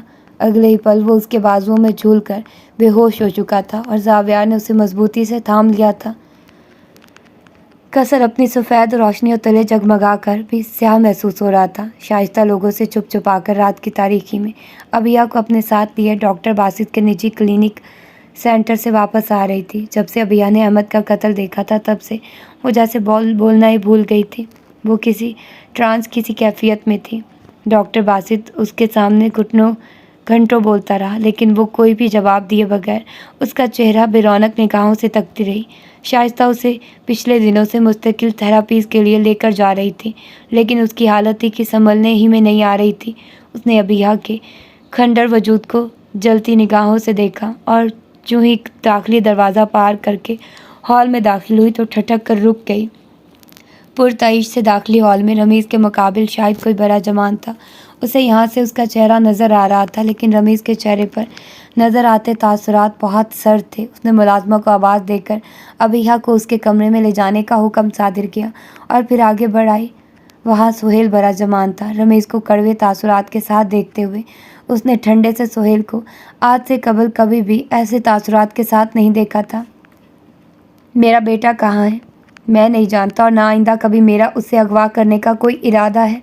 रमीज़ जैसे उसकी बेवक्त की तफ्तीश से बेजार हो रहा था। वो कोई 10वीं दफ़ा उससे एक ही इस्तफ़ार कर चुके थे और वो उन्हें हर इस्तफ़ार के जवाब में एक ही बात कह रहा था। सोहेल की आंखें मज़ीद सुर्ख हुई थी। मार्केट में तुम्हारी वैल्यू कितनी तेज़ी से गिरी है, क्या इसका तुम्हें अंदाज़ा नहीं? तुम्हारा मुलाजिम बेवक्त मारा गया है और सनदकारों का कहना है कि उसे भी तुमने ही मारा है। लोग तुम्हारे साथ सौदा करने से कतराने लगे हैं क्योंकि तुम्हारे आसपास मौजूद इन्वेस्टर्स एक एक करके कत्ल कर दिए गए हैं। गालिब ख्याल यही है कि उन इन्वेस्टर्स को भी तुमने ही कत्ल करवाया है। उनकी गैर मौजूदगी का सबसे ज़्यादा फ़ायदा तुम्हारी ही ज़ात को पहुंचता है। सोहेल बेलचक सी आवाज़ में बोलकर ठहर गए थे। रमीज़ महजूज चेहरा लिए उनके बदले अंदाज को तक रहा था। कहना क्या चाहते हो सोहेल? सिर्फ इतना कि तुम इस सनती दुनिया में मेरी मुखालफत बर्दाश्त करने की ताब नहीं रखते। उसकी बात सुनकर वो हल्का सा मुस्कुराया था, फिर आगे हो बैठा। शाइस्ता भी खामोश चेहरा लिए रमीज़ के बराबर आ बैठी थी। वो हरम की गैर मौजूदगी से वाकिफ़ नहीं थी। बगैर किसी सबूत के तुम मुझे एक ही जुमले में कातिल और अगवाकार कह रहे हो। क्या तुम्हारी किसी भी बात के पीछे कोई सबूत मौजूद है? अगर है तो कितने सालों तक का केस करने का इरादा रखते हो तुम मुझ पर? मैं तुम्हारे साथ हर मामले में मफाहमत करने के लिए राज़ी हूँ, लेकिन फिर भी मैं नहीं जानता कि हरम कहाँ है। वो कहकर पीछे हो बैठा था। उसे हरम की गैर मौजूदगी का वाकई इल्म नहीं था। तुम्हारे पास उसे गायब करवाने का हर जवाज़ मौजूद है। उनकी आवाज़ तैश से बुलंद हुई थी। शाइस्ता ने सहम कर रमीज़ की जानिब देखा था, लेकिन वो अब के मुस्कुरा नहीं रहा था। सोफ़े के हत्थे पर रखी उसकी मुट्ठी सख्ती से बंद हो चुकी थी। उसे गुस्सा आ रहा था और वो वाक़तन उसके तैश से खौफज़दा हो गई थी। वो मेरे रास्ते में आया था, लेकिन फिर भी मैंने उसे गायब नहीं करवाया। मैं अभी इतना नहीं गिरा कि इतनी घटिया हरकत पर उतरा हूँ। दुश्मनी में भी हमेशा एक मकाम बरकरार रखा है मैंने। उसकी ठंडी आवाज़ उभरी थी। सोहेल चंद पल खामोश निगाहों से उसका चेहरा तकते रहे थे। फिर वो हल्का सा आगे को झुके अपनी ठहरी पुतलियाँ उनकी आंखों में गाड़ी। तुम जब अपने बाप और भाई को कत्ल कर सकते हो तो तुमसे कुछ बैर नहीं रमीज़ अंसारी। उसकी सर्द आवाज़ मध्यम थी, लेकिन उसका इंकशाफ रमीज़ और शाइस्ता को बआसानी सुनाई दे गया था। वो दोनों ही अपनी जगह जम गए थे। रमीज़ के चेहरे से ही लग रहा था कि उसके कदमों तले मौजूद ज़मीन लम्हे भर के लिए डगमगाई थी। मैं इतने सालों से खामोश रहा तो इसका मतलब ये नहीं था कि मैं तुमसे खौफज़दा था। मैं बस अपने घराने को किसी मुसीबत की नज़र होता हुआ नहीं देखना चाहता था। शायद तब मैं तुमसे ताकत में भी खासा कमज़ोर था, लेकिन अब एक दुनिया मुझ पर भरोसा करती है और मेरे बोल की क्रेडिबिलिटी से वाकिफ़ है। रमीज़ अपनी जगह साकित हो बैठा था। शेक्सपियर अपने मशहूर प्ले में लिखता है कि कत्ल की ज़बान नहीं हुआ करती, लेकिन वो फिर भी मौज़ाती तौर पर बोल उठता है। उसे लगा था कि वो हर किस्म के झोल के बगैर अब तक कत्ल करता आया था और उसे इतना जाम भी था, लेकिन वो गलत था। पहले नाज़नीन, फिर शाइस्ता, फिर हरम, फिर वजदान और अब सोहेल। उनमें से हर एक उसके लिए किए गए कत्ल से वाकिफ़ था। उसका खुद पर से जाम लर्जिश का शिकार हो गया था। अगर ये सब जानते हो, मेरे बारे में आगाही रखते हो, तो यहाँ क्यों आए हो तुम? जाकर अपने बेटे को तलाश करो। शायद उसने मुझसे ज़्यादा दुश्मनियाँ पाल रखी हैं। वो उठ खड़ा हुआ था। ये जैसे इशारा था कि वो मज़ीद बात नहीं करना चाहता था। सोहेल भी अगले ही पल उठे, फिर आगे बढ़कर उनके ऐन सामने आ खड़े हुए। ये मेरी तुम्हें पहली और आखिरी वार्निंग थी रमीज़। मेरे बेटे को अगर कुछ हुआ तो ज़िंदा मैं तुम्हें भी नहीं रहने दूंगा, याद रखना। वो बहुत सर्द सरगोशी थी। अगले पल सोहेल पलटे, लेकिन फिर अपनी जगह ही रुक से गए। दाखिली दरवाजे में रोहेला और अदील खड़े थे। वो जाने कब से अदील के साथ यहाँ मौजूद थी और शायद वो सब सुन भी चुकी थी। उन्हें रोहेला का चेहरा हद दर्जा सफ़ेद महसूस हुआ था, यूँ गोया उनकी रगों से खून का आखिरी कतरा तक सींच लिया गया हो। इंकशाफ बहुत अजीम था और शायद वो उसे संभालने में नाकाम हो रही थी। रमीज़ भी दरवाजे में खड़ी रोहेला को देखकर ठहर गया था। लम्हे भर को उसका अपना रंग भी नुचड़ गया था। बाबा को, जवेद भाई को, वो लड़की झूठ नहीं बोल रही। आपने वाकई मेरे बाबा और भाई का कत्ल किया है। वो हकलाती ज़बान के साथ बामुश्किल अपने अल्फाज अदा कर पाई थी। अदील ने उनके लर्ज़ते वजूद को बामुश्किल सहारा दिया था। उसकी अपनी पेशानी पर पसीना उभर आया था। उसे अब तक यही लग रहा था कि जो हुआ वो गलत फहमी के तहत हो रहा है, लेकिन अब उसकी हर खुश फहमी दूर हो चुकी थी। उसके रगों पैर में लर्जिश सी उतर आई थी। रमीज़ ने उनकी जानिब से चेहरा फेर लिया था। मैं किसी ड्रामे को फेस करने के मूड में हरगिज़ भी नहीं हूँ। आपके लिए ये ड्रामा है, ये सब आपके लिए ड्रामा है। मेरे बाप और भाई का कत्ल आपके लिए ड्रामा है। वो इतनी कुव्वत से चीखी कि आवाज़ फट सी गई। अभी अपने कमरे में मौजूद थी, कानों पर हाथ रखे हुए थी। एक ही अज़ियतनाक इंकशाफ जाने वो कितनी दफ़ा सुन चुकी थी। उसे अपना दिमाग फटता हुआ महसूस हो रहा था। रोहेला, दफ़ा हो जाओ यहाँ से। रमीज़ भी धाड़ा था। सोहेल ने आगे बढ़कर रोहेला को दोनों बाजुओं से थामा, फिर उन्हें अपने साथ चलने का इशारा किया, लेकिन वो अपनी जगह छोड़ने पर राज़ी नहीं थी। सोहेल, आप मुझे जाने के लिए कैसे कह सकते हैं? ये आदमी क्या कह रहा है? ये कातिल है मेरे बाप और भाई का। ये ऐसे कैसे कर सकता है? कोई इतना दरिंदा कैसे हो सकता है? आंसू बेतहाशा आंखों से फिसल कर गिर रहे थे और तकलीफ़ के बाइस दम सा घुट रहा था। वो चंद ही लम्हात में गहरे से कर्ब का शिकार हो गई थी। सोहेल ने उन्हें ज़बरदस्ती अपने साथ लिया और फिर पलट गए। वो होशो हवास से बेगाना सी होने लगी थी। उनका मज़ीद रमीज़ का सामना करना ठीक नहीं था।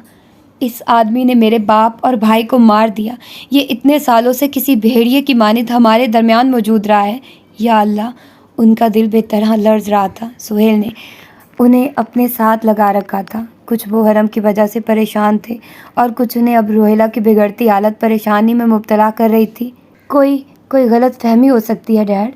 عدیل نے خشک حلق سے تھوک نکل کر لرزتی آواز کے ساتھ کہا تھا. سہیل کو اسی پل احساس ہوا کہ وہ حرم جیسا نہیں تھا. یہ حقیقت ہے. اس میں کچھ بھی غلط نہیں. اور یہ سچ شاید ساری زندگی نہیں کھل سکتا تھا اگر رمیز نے نازنین پر دوبارہ حملہ کروانے کی کوتاہی نہیں کی ہوتی. عدیل کا چہرہ انہیں بیک ویو مرر میں زرد محسوس ہو رہا تھا. وہ اب کھڑکی سے باہر فکر مند نگاہوں سے دیکھتے حرم کے بارے میں سوچ رہے تھے. رمیز پیچھے اب تک اپنی جگہ پر کھڑا تھا. پھر وہ پلٹا اور اپنی اسٹڈی کی جانب بڑھایا. شائستہ نے لرزتے ہاتھوں سے ساتھ رکھا موبائل اٹھایا اور پھر اس پر نمبر ڈائل کرنے لگی. اس کا سانس ہر گزرتے پل کے ساتھ بند ہوتا جا رہا تھا. خوفزدہ نگاہوں سے اسٹڈی کی جانب دیکھتی وہ اب فون کان سے لگائے ہوئے تھی. جب آگے سے فون نہیں اٹھایا گیا تو اس نے جھنجھلا کر اسے کان سے ہٹایا. پھر ابیہ کے کمرے کی جانب بڑھائی. وہ اپنے کمرے میں تنہا نہیں سونا چاہتی تھی. اسے رمیز پر رتی برابر بھروسہ بھی نہیں رہا تھا. اپنی اسٹڈی میں رمیز اب اس پینٹنگ کے سامنے بالکل خالی چہرہ لیے کھڑا تھا. اس کا چہرہ ہر گزرتے پل کے ساتھ سیاہ پڑتا جا رہا تھا. وہ پینٹنگ اور اس کا اطرافی سونے سے سجا فریم ویسے ہی چمک رہا تھا کسی قدیم لیکن تاریک راز کی مانند. اگلی صبح اوریبی ہاؤس میں ہر جانب خاموشی تھی. نہ کچن سے اٹھک پٹک کی آوازیں آ رہی تھی اور نہ ہی کسی نفس کی گفت و شنید سنائی دے رہی تھی. خاموشی اس قدر گہری تھی کہ گمان ہوتا تھا وہاں انسان ہی نہ بستے ہوں. روہیلہ کا وجود رات سے بخار میں بھنک رہا تھا. نازنین اور ثانیہ ان کے سراہنے سے ایک پل کے لیے بھی نہیں ہٹی تھی. صوفیہ اپنے کمرے میں جائے نماز پر بیٹھی یاسیت سے تسبیح کے دانے گرا رہی تھی. وجدان کی کتابیں کھلی پڑی تھی اور وہ بے دلی سے رخ پھیرے بیڈ پر دراز تھا. سہیل رات سے مختلف کانٹیکٹس کے ذریعے معلوم کرواتے رہے تھے. عدیل ساری رات سو نہیں سکا تھا اور نہ ہی شانزے سے ٹھیک سے مخاطب ہوا تھا. وہ جواباً منہ بسورے سو گئی تھی. وہ اسے نہیں بتا سکتا تھا کہ ان کے گھرانے کے ساتھ کیسی ذلت جڑ گئی تھی. سچ شکر کہ نازنین کے انکشاف پر وہ اپنے کمرے میں موجود تھی. انہیں نہیں تو اس کے لیے اسے وضاحت دینا بے حد کٹھن ہو جاتا. اسی صبح کے ساتھ اگر زاویار کے اپارٹمنٹ کا دروازہ پار کیا جاتا تو منظر کچھ اور دکھائی دیتا. داخلی روش پر پار کر کے ذرا آگے بڑھو اور دیوار سے جھانک کر دیکھو تو نہ کھانے کے ٹیبل پر وہ ناشتہ لگا رہا تھا. ساتھ ساتھ ایک نگاہ کمرے کے دروازے پر بھی ڈالتا جہاں حرم آرام کر رہا تھا. اس نے ناشتہ لگا کر چائے ٹیبل پر رکھی ہی تھی کہ حرم کمرے کے دروازے سے باہر نکل آیا. وہ شاید شاور لے کر آیا تھا. جینس پر سفید ٹرٹل نیک سویٹر پہنے اس کے چہرے پر زخموں کے نشانات موجود تھے. ابرو کے قریب گہرے سے زخم پر زاویار پٹی کر چکا تھا. باقی کے زخم توجہ طلب نہیں تھے. اس کی حالت پچھلی رات سے خاصی بہتر لگ رہی تھی لیکن چہرے پر پھیلا سپاٹ سا تاثر زاویار کو ٹھٹکا گیا تھا. وہ ناشتے کی ٹیبل پر آ بیٹھا تھا. اس نے اسے بغور دیکھتے ہوئے سربراہی کرسی گھسیٹی اور بیٹھ گیا. زخم وقتی تھے, جلد ہی منمل ہو جائیں گے. جو زخم ابرو کے پاس آیا ہے. اس نے اپنے بائیں ابرو کو انگشت شہادت سے چھوا تو حرم نے اسے آنکھیں اٹھا کر دیکھا. یہ خطرناک ثابت ہو سکتا تھا. اگر آنکھ کے مزید قریب لگتا تو تم اندھے ہو سکتے تھے. ہوا تو نہیں. اس کے جواب پر وہ اسے چند پل دیکھتا رہا تھا. حرم اسے بدلا ہوا لگ رہا تھا, ایک دم خشک اور دور دور. تمہیں وہاں اکیلے نہیں جانا چاہیے تھا. کیا سارے شہر کو اپنے ساتھ لے کر جاتا؟ ماتھے پر بل ڈال کر پوچھا تو زاویہ نے اس کے زخموں کا خیال کر لیا. نہیں تو ایک عدد گھنسا تو اسے پڑنا ہی چاہیے تھا. میں مر نہیں گیا تھا. اس نے بھی اسی خشکی سے کہا تھا لیکن حرم نے کوئی تاثر نہیں لیا. احمد کے بارے میں پتہ چلا مجھے. اس نے آملیٹ کا ٹکڑا منہ میں رکھتے ہوئے سرسری سا کہا تو زاویار کا ہاتھ لمحے بھر کو ٹھہرا. پھر وہ اثر لیے بنا ناشتہ کرنے لگا. وہاں محض ایک لمحے کا تاثر تھا. کیسے پتہ چلا تمہیں؟ اس نے اس پر ایک گہری نگاہ ڈالتے ہوئے پوچھا تھا. حرم بس لمحے کے 1000ویں حصے کے لیے ٹھہرا تھا, پھر سنبھل گیا. رات کو یہاں تک آتے ہوئے نیوز سن کر پتہ چلا تھا. نیوز سن کر اور کیا کیا پتہ چلا تمہیں؟ اس نے طنز کر کے پوچھا تو حرم نے اسے دیکھا. وہ دونوں ہی جیسے بغور ایک دوسرے کی آنکھوں میں کچھ تلاش کر رہے تھے, شاید یہ کہ ان میں سے کون کتنا جانتا تھا. حرم نے نظروں کا زاویہ بدل لیا. گرم گرم چائے حلق سے اتارنے لگا. جن چیزوں کا شکار ہونا نقصان دہ ثابت ہو ان سے دور رہنا چاہیے. تمہیں یہ جارحانہ طبیعت تمہاری یہ جارحانہ طبیعت موت کے گھاٹ اتار سکتی ہے۔ مجھے مرنے سے ڈر نہیں لگتا۔ اس کا مطلب یہ نہیں ہے کہ تم مر جاؤ، جب تک زندہ رہ سکتے ہو تب تک زندہ رہو، سختی سے کہا۔ زاویار کرسی پر پیچھے ہو بیٹھا تھا، پھر زبان اپنے رخسار کے اندر پھیرتا اسے دیکھنے لگا۔ تمہارے زخم پر ٹوٹے کانچ کے بہت سے ننھے زروں کے زخم موجود تھے، میٹل راڈز کے زخم، گھونسوں اور لاتوں کے زخم، لیکن کیا تم جانتے ہو کہ کچھ اور بھی تھا جو مجھے تمہارے زخم صاف کرتے وقت ملا تھا؟ حرم نے سانس تک روک لیا تھا، لیکن چہرے کو بے تاثر ہی رکھا۔ وہ اسے ابھی کچھ بھی بتانے کی پوزیشن میں نہیں تھا۔ زاویار نے آگے بڑھ کر اس کا ہاتھ اٹھایا اور پھر آستین پیچھے کر کے اس کی زخمی کلائی نگاہوں کے سامنے کی۔ کسی نے تمہارے ہاتھ باندھے تھے۔ تم نے اس بندھے ہاتھوں کے ساتھ یقیناً سامنے موجود شخص کو بہت سے سوالات کے جوابات دیے ہوں گے، کیونکہ تمہاری مزاحمت وقفے وقفے سے کی گئی ہے۔ زخم میرا ہوم گراؤنڈ ہے حرم۔ اب بک دو کہ کون تھا وہ؟ وہ اسے چند پل دیکھتا رہا اور پھر پیچھے ہو بیٹھا۔ بھورا مایا گرم گرم ہی الگ سے اندر اتارا جا چکا تھا اور کپ خالی ہو کر ٹیبل پر رکھے ہوئے تھے۔ کھوج سے ملا تھا میں، وہی شخص جس سے ہماری امانت کی کہانی کا آغاز ہوتا ہے۔ اسی نے طالوت کو مجھے اسائنمنٹ دینے کا کہا تھا۔ جاوید نے اس آدمی کو اپنی پراپرٹی کے کاغذات بطور امانت رکھوائے تھے، مجھے نکالنے تھے۔ یہ نازنین کی امانت ہے اور اس کے علاوہ میں کچھ نہیں جانتا۔ ہو گئی تسلی؟ آخر میں بہت سے سکون سے پوچھا تھا زاویار، جیسے اس کا چہرہ، اس کی آنکھیں، اس کا دماغ کچھ بھی نہیں پڑھ پا رہا تھا۔ کیا تمہیں یقین ہے کہ تم سچ بول رہے ہو؟ تمہیں یقین نہیں کرنا تو مت کرو۔ اس نے کندھے اچکائے تھے۔ تم کچھ چھپا رہے ہو۔ میں تم سے کچھ کیوں چھپاؤں گا؟ تم جانتے ہو کہ مجھے سوال جواب کے ہیر پھیر سے نفرت ہے۔ تم نے جتنی سیدھی طرح اپنی ملاقات کا ذکر کیا ہے، مجھے یقین ہے کہ حالات اتنے سیدھے نہیں ہوں گے۔ حرم خالی کپ کو دیکھتا رہ گیا تھا۔ ایسی کوئی بات نہیں۔ اگر مجھے تم سے یہ سب پوشیدہ رکھنا ہوتا تو میں تمہاری طرف ایسی حالت میں کبھی نہ آتا۔ جتنا مجھے تمہیں بتانا چاہیے تھا میں بتا چکا ہوں۔ یعنی اب بھی کچھ ایسا ہے جو میں نہیں جانتا؟ تصحیح کرو، اب بھی کچھ ایسا ہے جو تمہیں جاننے کی ضرورت نہیں ہے۔ اس کے جواب پر زاویار اسے دیکھ کر رہ گیا تھا۔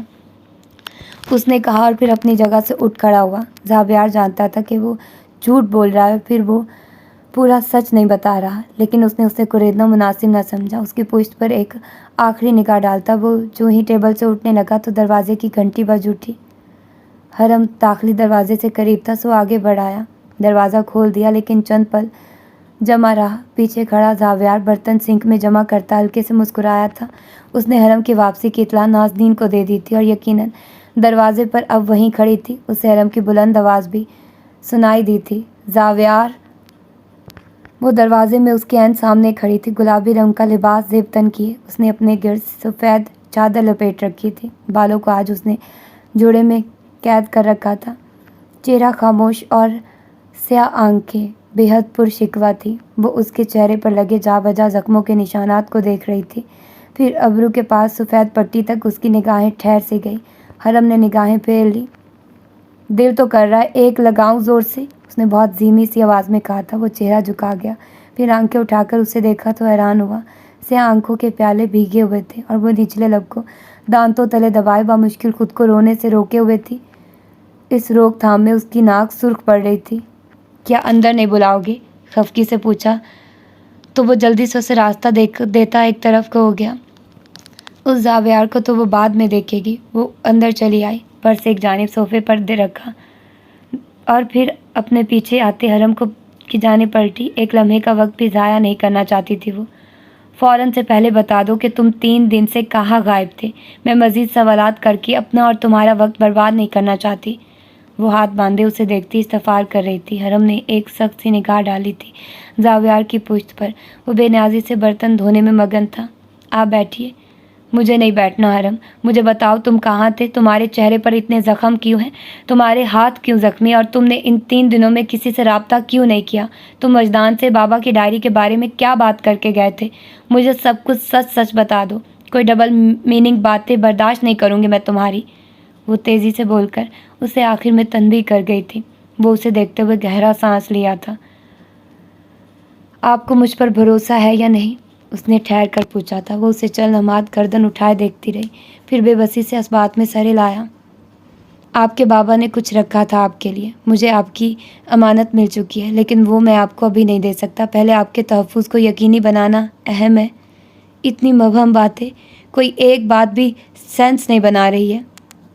کچھ باتیں وقت کے ساتھ سینس بناتی ہیں۔ آپ کو ابھی میری بہت سی باتیں سمجھ نہیں آئیں گی، کچھ وقت بعد آپ کو سب سمجھ آ جائے گا، بالکل ویسے ہی جیسے غیر متوقع جگہ پر میری موجودگی آپ کے لیے ایک معمہ تھی، لیکن وقت کے ساتھ آپ کو ادراک ہو گیا کہ وہ سب ایک لائے عمل کا حصہ تھا۔ بالکل ویسے ہی یہ سب بھی ایک پلان کا حصہ ہے۔ آپ کو بس مجھ پر اس سمے بھروسہ رکھنا ہے۔ وہ کہہ کر خاموش ہو گیا تھا۔ زاویار کے پلیٹ دھوتے ہاتھ سست پڑ گئے تھے۔ حرم کیا سوچ رہا تھا اسے سمجھ نہیں آ رہا تھا، لیکن وہ اس پر بھروسہ کرنا چاہتا تھا۔ نازنین اسے گو مگو کی سی کیفیت میں دیکھتی رہی۔ اتنے زخم حرم، ایسے کیسے جسٹیفائی کرو گے؟ کیا ان زخموں کی وجہ میں نہیں ہوں؟ اس کی آنکھوں زخمی دکھ رہی تھی۔ آپ کی وجہ سے کچھ نہیں ہوا، یہ سب میرا اپنا فیصلہ تھا۔ اگر میں اس اسائنمنٹ کے لیے حامی نہیں بھرتا تو مجھے یہ زخم کبھی نہیں لگتے۔ یہ میرا کام ہے، کام سمجھتی ہیں نا آپ؟ کام ہوتا ہے، اس کے لیے میں صرف خود کو بلیم کر سکتا ہوں۔ وہ بالکل پرسکون تھا۔ اس کا سکون اپارٹمنٹ میں موجود دونوں نفوس کو اندر سے کہیں بے چین کر رہا تھا۔ زاویار نے دھلے برتن ریک میں رکھ دیے تھے اور اب نازنین کے لیے تازہ چائے کپ میں انڈیل رہا تھا۔ تھینک یو، میرے پاس تمہارے لیے مزید الفاظ نہیں ہیں۔ میں نے آپ سے کہا نا کہ یہ میرا کام ہے، مجھے اس کے پیسے ملتے ہیں۔ میں اسے آپ کی ہمدردی یا پھر رحم دلی کے تحت نہیں کر رہا۔ میں اتنا اچھا نہیں ہوں۔ بری آنکھیں اس صبح پہلی دفعہ ہلکا سا مسکرائی تھی۔ زاویار متبسم چہرے کے ساتھ مڑا تھا۔ نازنین نہیں مسکرا سکی۔ میرے بھائی سے وعدہ کیا تھا تم نے؟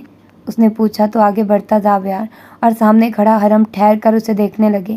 پھر اس نے خجل ہو کر سر ہلایا۔ تم نے مجھے کہا تھا کہ وعدے بھاری ہوتے، میں حیران ہوئی کہ تم اب تک کتنے بوجھ تلے دبے تھے۔ کیا میرے بھائی سے کیا گیا وعدہ بہت بھاری تھا؟ کہتے ہوئے اس کی پتلیاں گلابی ہونے لگی تھی۔ حرم نے اس کی زخمی آنکھوں کو دیکھا تو اندر کہیں کچھ چپ سا گیا تھا۔ وعدے تو بھاری ہوتے ہی ہیں، اس نے سادگی سے کہا تھا۔ وہ اس کے ایسے ارتکاز پر اس سے جھوٹ نہیں بول سکتا تھا، اور کچھ جگہ ہوتی ہیں جہاں انسان چاہ کر بھی جھوٹ نہیں بول سکتا۔ زاویار نے اسے چائے کا کپ لا کر تھمایا تو اس نے سر کے خم سے شکریہ ادا کیا۔ پھر وہ دونوں آگے بڑھ کر صوفوں پر آ بیٹھے۔ تم کیسے ہو زاویار؟ وہ اب چہرہ پھیرے اس تک سے پوچھ رہی تھی۔ وہ کرسی پر دھری جیکٹ پہن رہا تھا، شاید کہیں جانے کی تیاری میں تھا۔ حرم نے بھی چہرہ گھما کر اس کی جانب دیکھا۔ پرفیکٹ، تم کہیں جا رہے ہو کیا؟ وہ پوچھے بغیر نہیں رہ سکا۔ زاویار نے چہرہ اس کی جانب پھیرا تھا۔ ہاں، 7 اسٹور سے کچھ سامان لینا ہے، تھوڑی دیر میں آ جاؤں گا، اس نے کہا اور اگلے پل چابیاں سلیب سے اٹھاتا باہر کی جانب بڑھ گیا۔ وہ دونوں اس کی عجلت پر اسے گردن پھیرے تک رہے تھے۔ زاویار تیزی سے آگے بڑھایا، پھر کچھ دور سڑک پر ٹھہر کر گہرا سانس لیا۔ اب وہ پیدل ہی آگے بڑھ رہا تھا۔ اسٹور پیچھے جا چکا تھا۔ وہ ان دونوں کو اکیلے میں اطمینان سے بات کرنے دینا چاہتا تھا۔ ویسے بھی جیسی فکر اس نے نازنین کی آنکھوں میں حرم کے لیے دیکھی تھی، وہ اس کے اندر خالی پن اتارنے کے لیے کافی تھی۔ وہ اپنے دوست کے لیے خوش تھا، لیکن کیا وہ خود کے لیے خوش تھا؟ پیچھے وہ دونوں اب ایک دوسرے کی جانب متوجہ ہو چکے تھے۔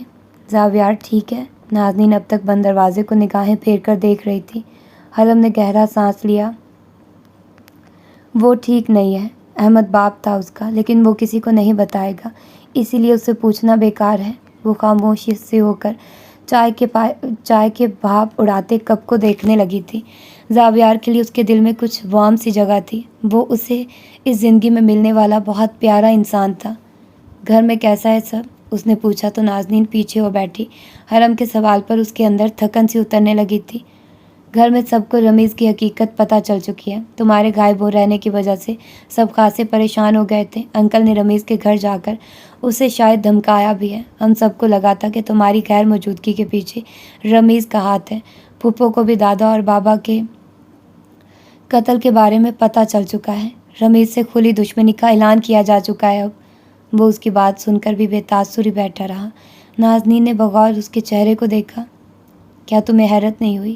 نہیں، یہ سب کبھی نہ کبھی تو سب کے سامنے آنا ہی تھا، لیکن ڈیڈ کو اتنی جلد بازی سے کام لینے کی ضرورت نہیں تھی۔ میں اپنی حفاظت کرنا جانتا ہوں۔ واقعات اتنی تیزی سے ہوئے کہ کوئی بھی کسی چیز کا ادراک نہیں کر پایا۔ جسے جو ٹھیک لگا اس نے وہی کیا۔ سہیل انکل تمہاری وجہ سے پریشان تھے۔ وہ رمیز سے واقف تھے، وہ تمہیں کسی مصیبت میں نہیں دیکھنا چاہتے تھے۔ ان کا قدم غلط نہیں تھا۔ پھوپھو دل کے ساتھ ان کے پیچھے گئی تھی، شاید تبھی انہوں نے رمیز کا انکشاف سن لیا ہوگا۔ وہ یاسیت سے بول کر خاموش ہو گئی تھی۔ حرم نے نچلا لب دانتوں تلے دبا رکھا تھا، اس کے ابرو پر لگا زخم درد کرنے لگا تھا۔ موم نے کیسے فیس کیا سب کچھ؟ انہیں رات سے بہت تیز بخار ہے، گھر میں کچھ بھی اسٹیبل نہیں، سب جیسے ایک ہی رات میں درہم برہم ہو گیا ہے۔ وہ اس کی بات سن کر ہونٹوں پر بند مٹھی رکھ گیا تھا۔ پھوپھو کے لیے اپنے بھائی کو قاتل تسلیم کرنا بہت مشکل ہو رہا ہے، اس نے آہستہ سے کہا تھا۔ حرم نے اپنی نگاہیں اس کی جانب پھیر لی۔ آپ نے بھی تو سب کچھ خاموشی سے کتنا عرصہ برداشت کیا ہے، ان لوگوں کو آپ کی تکلیف کا اندازہ اب ہوا ہے۔ اس کے لہجے میں گھلی تلخی پر نازنین نے اسے تعجبی نگاہوں سے دیکھا تھا۔ میں انہیں ایسی تکلیف میں نہیں دیکھنا چاہتی تھی جو میں نے برداشت کیا، وہ میں کبھی کسی کو برداشت کرتے ہوئے نہیں دیکھنا چاہتی۔ تکلیف سے گزرے بغیر وہ آپ کی تکلیف کا ادراک نہیں کر سکتے تھے۔ ان کے لیے یہ سب مذاق رہا تھا ایک عرصے تک۔ ویسے بھی جب تک انسان کے ساتھ خود کچھ نہ ہو تب تک اسے دوسروں کی تکلیف مذاق لگتی رہتی ہے۔ آپ یہ سب برداشت کر سکتی ہیں، لیکن قدرت اتنے بھیانک مذاق برداشت نہیں کیا کرتی۔ یہ دنیا کاز اور ایفیکٹ پر چلتی ہے، جو انسان جیسا کرتا ہے اس کے ساتھ ویسا ہی کیا جاتا ہے، ویسا نہ کیا جائے تو وہ شیطان بن جائے گا۔ اس کا انداز تلخ تھا۔ نازنین نے گہرا سانس لے کر اسے دیکھا تھا۔ میں نے ایک فیصلہ کیا ہے، کچھ دیر بعد اس نے کہا تو حرم نے چونک کر اسے دیکھا۔ وہ اب خالی کپ سینٹر ٹیبل پر رکھ رہی تھی، پھر اس کی جانب سکون سے دیکھا۔ کیسا فیصلہ؟ تمہارے گھرانے سے، رمیز کی نظروں سے، اس دنیا کی نظروں سے کہیں دور جانے کا فیصلہ۔ رمیز کو مجھ سے مسئلہ ہے نا، تو اس سب کے لیے میں تمہیں اور تمہارے گھر والوں کو خطرے میں نہیں ڈال سکتی۔ آپ کا فیصلہ بالکل غلط ہے۔ اس نے اس کا فیصلہ اگلے پل رد کر دیا تھا۔ وہ ذرا بھی حیران نہیں ہوئی، شاید کہیں اندر وہ اس کے ایسے رد عمل کی ہی توقع کر رہی تھی۔ میرا فیصلہ بالکل درست ہے، مجھے کچھ وقت دیں، میں سب کچھ ٹھیک کر دوں گا، مجھے بس تھوڑا ٹائم دیں آپ۔ 18 سال ایک بہت بڑا عرصہ ہوتا ہے حرم۔ کیا کبھی رمیز اپنے ناپاک عزائم سے پیچھے ہٹا؟ جو اب ہٹے گا وہ کبھی ایسا نہیں کرے گا، وہ کبھی نہیں بدلے گا۔ اپنے آپ کو اور اپنے گھرانے کو بچاؤ، میری فکر مت کرو، میں ٹھیک رہوں گی۔ وہ ہلکا سا مسکرائی تھی۔ حرم اس کے جواب میں نہیں مسکرایا۔ آپ نے کہا تھا آپ مجھ پر بھروسہ کرتی ہیں، وہ تو میں اب بھی کرتی ہوں، لیکن اس کا مطلب یہ نہیں ہے کہ میں اپنی حیات کے تمام بوجھ تمہارے شانوں پر ڈالتی جاؤں۔ ٹھیک ہے کہ تم نے وعدہ کیا تھا، لیکن ایک وعدے کے پیچھے اپنی زندگی تباہ کرنا سراسر بے وقوفی ہے۔ یہ میری زندگی اور میرا گھرانہ میری ذمہ داری ہے۔ وہ اٹھ کھڑی ہوئی تھی۔ حرم نے اسے کلائی سے تھام کر روک لیا تھا۔ وہ ٹھہر گئی تھی، پھر چہرہ جھکا کر اسے دیکھا۔ آپ میری ذمہ داری ہیں اور آپ۔ وہ بھی اٹھ کھڑا ہوا تھا۔ نازنین اسے آنکھیں اٹھائے دیکھنے لگی تھی۔ کہیں نہیں جا رہی ہیں۔ اگلے ہی پل وہ اسے کلائی سے تھامے ہی آگے بڑھایا تھا۔ وہ اسے منع کرنا چاہتی تھی، لیکن وہ اسے منع نہیں کر پائی۔ کسی سحر کے زیر اثر وہ اس کے ساتھ کھینچی چلی جا رہی تھی۔ کہاں جا رہے ہیں ہم؟ گھر۔ آپ کو یوں اکیلے نہیں جانا چاہیے تھا۔ دیکھو تو ذرا کون کہہ رہا ہے یہ، اس نے چوٹ کرتے ہوئے کہا تو کار کا دروازہ کھولتا۔ حرم گردن جھکائے ہی مسکرایا تھا، پھر چہرہ اٹھا کر اسے دیکھا۔ آپ میں اور مجھ میں زمین اور آسمان جتنا فرق ہے۔ کیا تم مجھے کمزور کہہ رہے ہو؟ اسے آنکھوں میں ہلکا سا طنز لیے وہ اسے گھور رہی تھی۔ وہ اس کی آنکھوں سے اپنی آنکھیں نہیں ہٹا سکا۔ آپ کمزور نہیں ہیں، آپ کمزور ہی ہیں کسی کی۔ اب بیٹھیے، آہستہ سے کہا تو نازنین نے ناسمجھی سے اس کی جانب دیکھا۔ ابھی وہ ہاتھ باندھ کر اس سے بحث کرنے کا ارادہ رکھتی ہی تھی کہ اس نے اسے بیٹھنے کا اشارہ کیا۔ کیا مطلب کمزوری ہوں میں؟ وہ اب اس کے برابر نشست پر بیٹھی چہرہ پھیرے پوچھ رہی تھی۔ حرم مسکرایا۔ کچھ نہیں۔ نازنین نے اسے ایک آخری دفعہ غور سے دیکھا تھا۔ وہ جانتی تھی کہ اب وہ اس کے پوچھنے پر بھی نہیں بتانے والا تھا۔ اس نے گہرا سانس لیا اور پھر کھڑکی سے باہر بھاگتی زندگی کو دیکھنے لگا۔ پہلی دفعہ میرے گھر آنا اتفاق نہیں تھا نا؟ کچھ دیر بعد اس نے پوچھا تھا۔ موڑ کاٹتے حرم نے اسے دیکھا۔ نہیں، پلان تھا۔ تم نے جان بوجھ کر اپنا ہاتھ زخمی کیا تھا؟ وہ حیران ہوئی تھی۔ اس نے سر اس بات میں ہلایا، بالکل آرام سے، جیسے ہاتھ زخمی کرنا تو روز کا کام ہو۔ پھر تم مجھے رمیز کے آفس میں ملے، یونیورسٹی میں، شجاع سے بچاتے وقت، شائستہ تائی سے میرا بدلہ لیتے وقت۔ میں حیران ہو رہی ہوں کہ تم نے کیا کیا پلان کیا ہوگا۔ کیا تم مجھ سے ملنے سے پہلے بھی مجھ سے واقف تھے؟ جی، کتنی سعادت مندی سے جی کہہ رہا تھا۔ وہ اسے دیکھ کر رہ گئی تھی۔ جب تم نے مجھے اپروچ کیا تھا پہلی دفعہ، رضا کی مہندی والے دن، क्या वो भी प्लान था? हरम ने गहरा सांस लेकर उसे देखा था। जी, वो भी प्लान था। वो कुछ पल बोल नहीं सकी, गर्दन फेरकर उसे चुपचाप देखती रही। हरम असर लिए बिना ड्राइव करता रहा था। तुम्हें कैसे पता चलता था कि मैं कहाँ हूँ? ऐन वक्त पर कैसे पहुँच जाते थे तुम? उसके सवाल पर हरम की निगाह उसके पर्स पर फिसली थी। नाज़नीन ने उसकी निगाह के ताक़ुब में अपने पर्स की जानिब देखा और फिर जैसे वो साकित सी हो गई।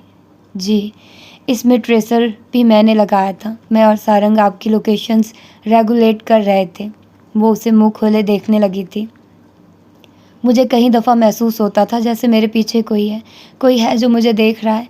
मैं गर्दन फेर कर देखती तो कोई नहीं होता था। क्या तुम तब भी मेरे आसपास थे? जी। और वो इसके बाद जैसे कोई सवाल ही नहीं कर पाई। जितनी सफाई के साथ उसने ये सब काम किए थे वो नाज़नीन के लिए बाइस ताज्जुब था।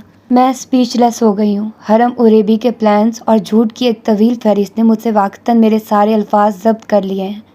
उसके तबसरे पर वो सर हिलाकर रह गया था। कुछ पल बाद वो फिर से खामोशी के साथ खिड़की से बाहर देखने लगी तो हरम के चेहरे पर फैली मुस्कुराहट सिमट गई।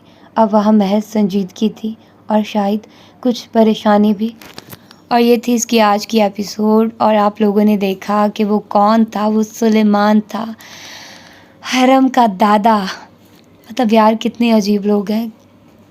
मतलब ठीक है, मैं मानती हूँ। अभी आजकल मैं जन्नत भी पढ़ रही थी ना, जन्नत के पत्ते नावल भी पढ़ रही थी, सॉरी। तो उस नावल में भी कुछ ऐसा ही था, मैं मानती हूँ। नमल नावल में ऐसा है कि उसमें एक छोटी सी छोटी बात को बहुत डिटेल से, बहुत अहमियत देकर बताया जाता है, ठीक है।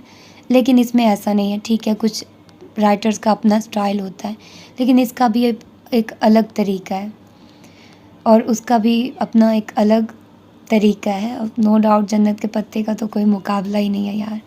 लेकिन ये नावल भी बहुत अच्छा है, कहानी अच्छी है और कहानी बहुत डिफरेंट है, हट कर है, थोड़ी मज़े की है, थोड़ी फ़नी भी है और एक अच्छी चीज़ है। दोस्ती को बयान की गई है, रिश्तों को बयान की गई है, कुछ बहुत तल्ख़ रिश्तों को बयान किया गया इसमें।